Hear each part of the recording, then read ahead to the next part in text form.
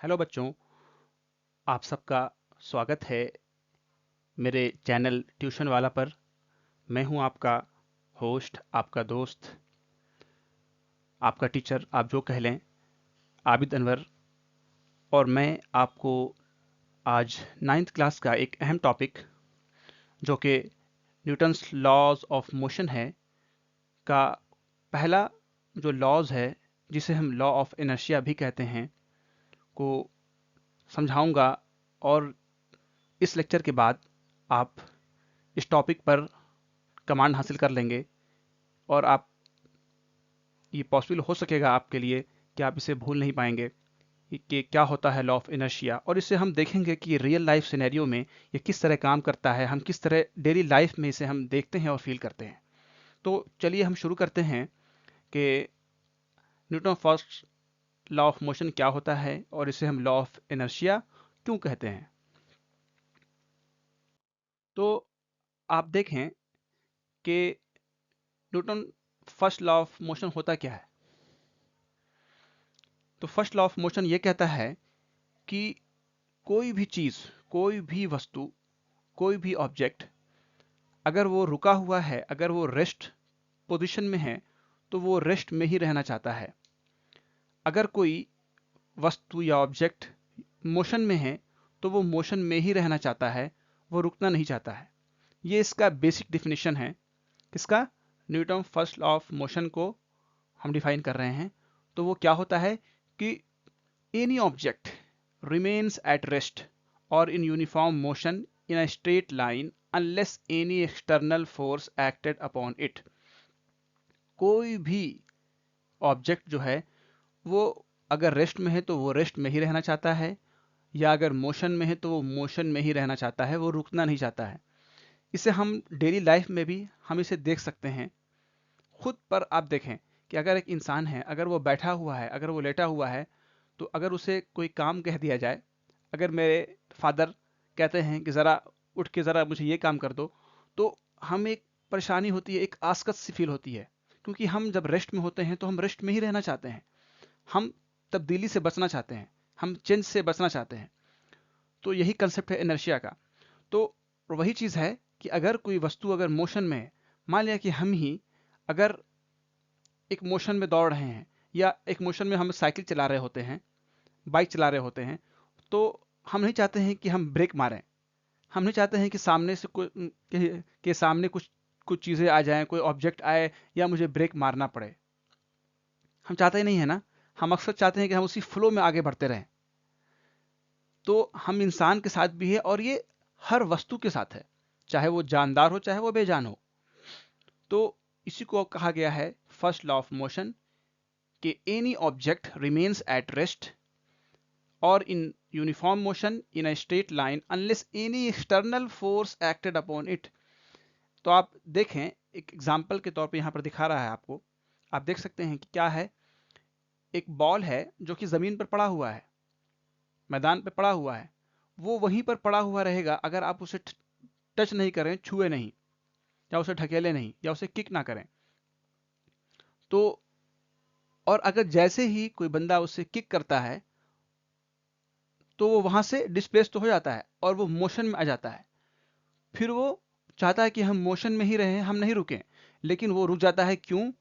क्योंकि उस पर एक तो सामने से जो हवा का जो प्रेशर है, जो हवा का जो रेजिस्टेंस है वो पड़ रहा होता है, और जो ज़मीन का जो फ्रिक्शंस है, जो ज़मीन के साथ जो रगड़ खा रहा है, फ्रिक्शन आ रहा है उसमें। तो उसके चलते यहाँ पर दो फोर्सेस जो हैं वो काम कर रही होती हैं, जिसके चलते वो बॉल को रुकना पड़ता है। अगर ये फ्रिक्शन ना रहे, अगर उसके अगेंस्ट में कोई रेजिस्टेंस ना रहे, अगर वहां पर वैक्यूम रहे, कोई एयर प्रेशर नहीं रहे, तो वो बॉल चलता रहेगा उसी मोशन में। समझें? तो यही है मेरा फर्स्ट लॉ ऑफ मोशन। तो ये इसका एग्जाम्पल था। हमने देखा कि एक बॉल जो कि पड़ा हुआ है, जमीन पर पड़ा रहता है, अगर हम उसे टच ना करें तो वो वैसे ही पड़ा रहेगा, और हम अगर उसे किक कर दें तो वो ऐसे जाता रहेगा। अगर कोई एक्सटर्नल फोर्स, चाहे वो फ्रिक्शन के तौर पर हो, चाहे वो एयर प्रेशर के तौर पर हो, उसे उस पर ना पड़े, तो वो चलता रहेगा। तो यही है Newton first law of motion, जिसे हम लॉ ऑफ इनर्शिया भी कहते हैं। और लॉ ऑफ इनर्शिया इसे कहने वाले कौन हैं, इसे आप याद रखेंगे, ये अक्सर सवाल आते हैं कॉम्पिटिटिव एग्जाम में कि लॉ ऑफ इनर्शिया किस लॉ को कहा जाता है, तो फर्स्ट लॉ ऑफ मोशन को कहा जाता है। और किसने दिया, तो इसे देने वाले कौन है, गैलीलियो ने दिया, ठीक है ना, it was given by Galileo. अब हम देखते हैं नेक्स्ट स्लाइड में मेरे पास क्या है। तो अब आप देखें इसका एक बिल्कुल वाज़ेह, बिल्कुल क्लियर एग्जांपल हम देखते हैं डेली लाइफ में। हम इसे फील करते हैं जब हम सफ़र करते हैं कार से या बस से या ट्रेन से। तो आप देखें, इस पिक्चर को देखें और देखें यहाँ पर क्या लिखा हुआ है। When we travel in a bus or any vehicles, we often falls backward when driver starts the bus. अक्सर जब भी हम लोग सफ़र करते हैं ना गाड़ियों से, बस सर खास करके हमें अगर इसे फील करना है ना, तो सबसे ज़्यादा हम इसे फील करते हैं कहाँ पर, बस पर। और ख़ास तौर पर अगर हम खड़े रहें ना, तो वो और ज़्यादा फील होता है। तो आप देखें इस बस में एक बंदा खड़ा है, जैसे हम इन करते हैं बस में, आप भी इस चीज़ को प्रैक्टिकली फील करें, रियलाइज़ करें कि जब ऐसा होता है कि नहीं होता है। जब हम सफ़र के लिए हम बस पर चढ़ते हैं, मान लें कि हम खड़े होते हैं, इवन कि आप बैठे भी रहें, तो जब तक बस खड़ी रहती है ना, हम लोग भी, तो हमारा जो पूरा जिस्म है, जो पूरी बॉडी है, वो रेस्ट में होती है। लेकिन जैसे ड्राइवर जो है गाड़ी स्टार्ट करता है, हम लोग पीछे की ओर चले जाते हैं, है ना, हम लोग पीछे की ओर चले जाते हैं। ऐसा क्यों होता है, ऐसा क्यों होता है, कभी हमने सोचा? जबकि हम ये डेली लाइफ में हम फील कर रहे होते हैं कि जब भी ट्रेन या कार या बस एक शुरू होती है, स्टार्ट होती है, तो जो बैठे हुए जो लोग होते हैं वो पीछे की ओर झुक जाते हैं। ऐसा क्यों हुआ? क्योंकि आप देखें, इसीलिए कहा जाता है ना कि बस को पकड़ा रहा जाता है, कहीं ना कहीं हमें पकड़ने के लिए ज़रूरत होती है, अदरवाइज मैं गिर जाऊंगा, अदरवाइज हम पीछे की ओर गिर जाएंगे। ऐसा क्यों हो रहा है? क्योंकि हमारी बॉडी जो है वो रेस्ट में थी, और वो रेस्ट में रहना ही चाह रही थी, वो मूव करना नहीं चाह रही थी। बात समझ में आ रही है? और आप देखें कि हम पीछे की ओर ही क्यों झुकते हैं, क्योंकि जो हमारे पैर हैं ना, वो ग्राउंडेड है, किससे, वो किससे लगे हुए हैं, बस से लगे हुए हैं। बाकी हमारी बॉडी ऊपर है। आप देखें, जो बंदा वहां पर जो बस पर खड़ा है, आप देख सकते हैं पिक्चर में, तो उसका जो पैर है वो बस ग्राउंड पर लगा हुआ है, और वो पूरे उस वक्त तक जब बस स्टार्ट नहीं होती है तो वो बंदा एकदम खड़ा रहता है। लेकिन जैसे ही बस स्टार्ट होती है, तो उसका जो पैर है ना वो मोशन में आ जाता है। लेकिन जो उसकी पूरी बॉडी है, अपर बॉडी, वो तो रेस्ट में है, और वो पूरी रेस्ट में ही रहना चाह रही है। इवन कि पूरा जो उसका बॉडी है वो रेस्ट में रहना ही चाह रहा था। लेकिन लेकिन चूंकि एकाएक बस स्टार्ट होती है, तो हमारी बॉडी जो है वो पीछे की ओर फॉल हो जाती है। और पीछे की ओर फॉल क्यों हो रही है? क्योंकि जो हमारा पैर है ना, वो तो मोशन में आ गया एकाएक। वो देखें आप, मोशन में आ गया, क्योंकि वो बस के साथ लगा हुआ है।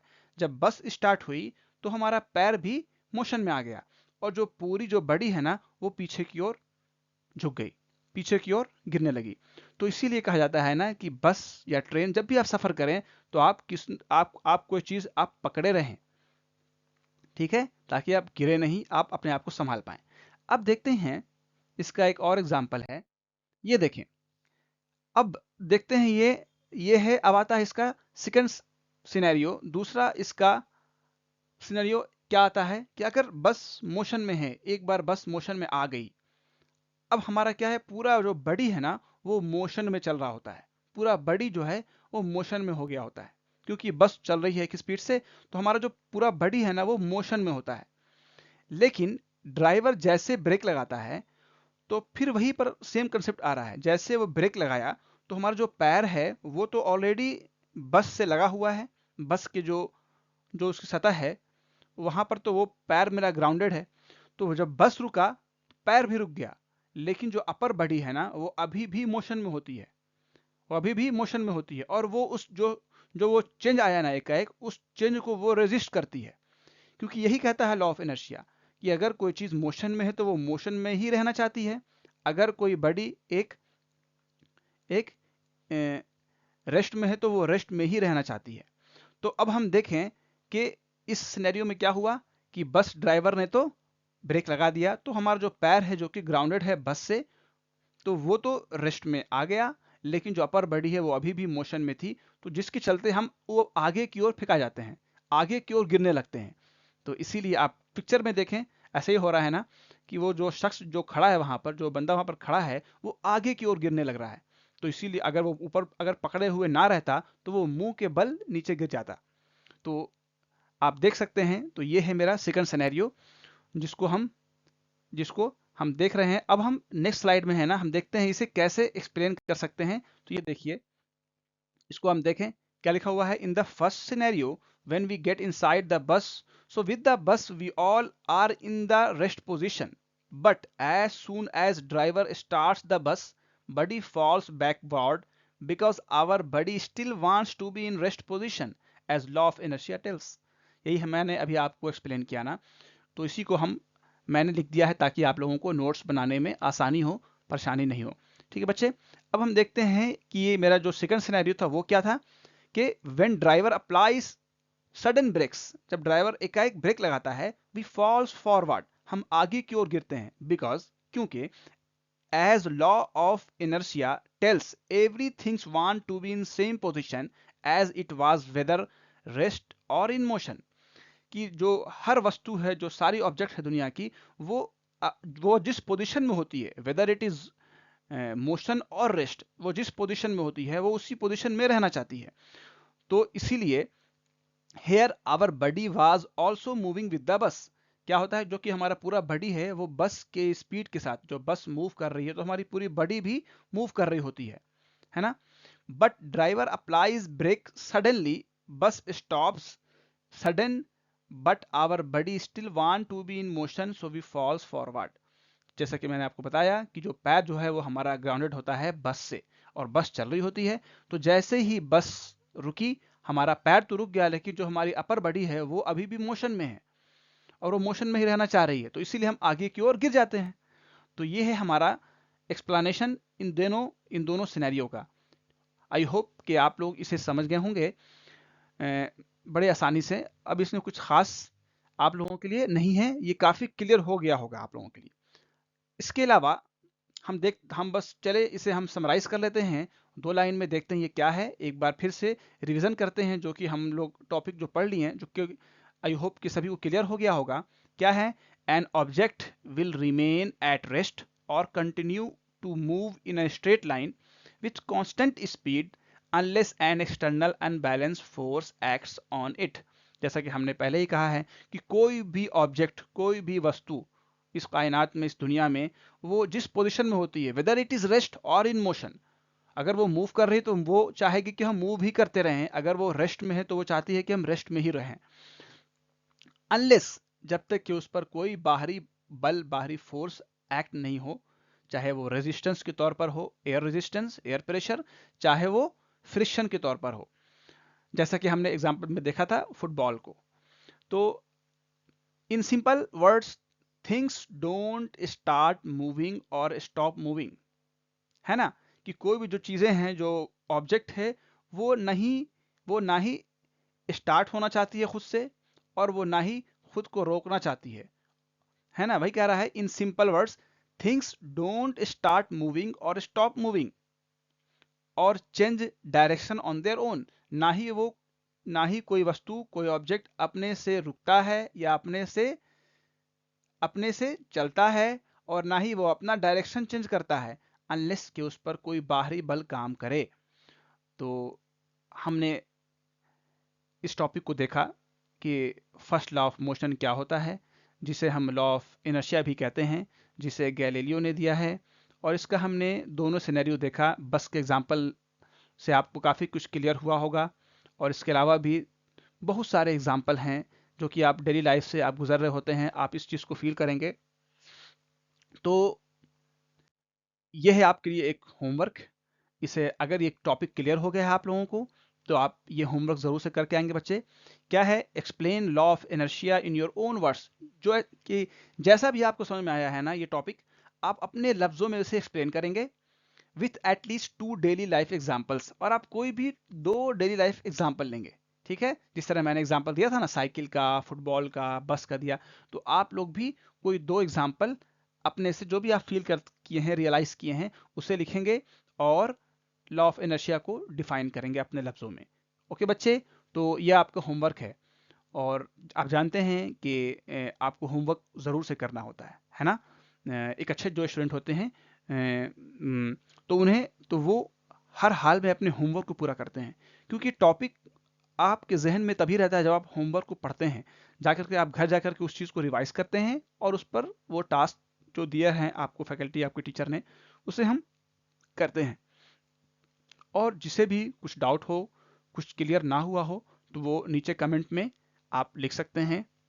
मेरे पास टाइम होता है, मैं आपको रिप्लाई ज़रूर करूँगा। ठीक है बच्चे, आप खुल करके कोई भी सवाल नीचे कर सकते हैं। तो थैंक यू सो मच। हम मिलेंगे फिर से नेक्स्ट वीडियो में आपके साथ फिर एक नया टॉपिक लेकर के। तब तक के लिए thanks and don't subscribe and don't forget to subscribe my channel tuition वाला। Take care.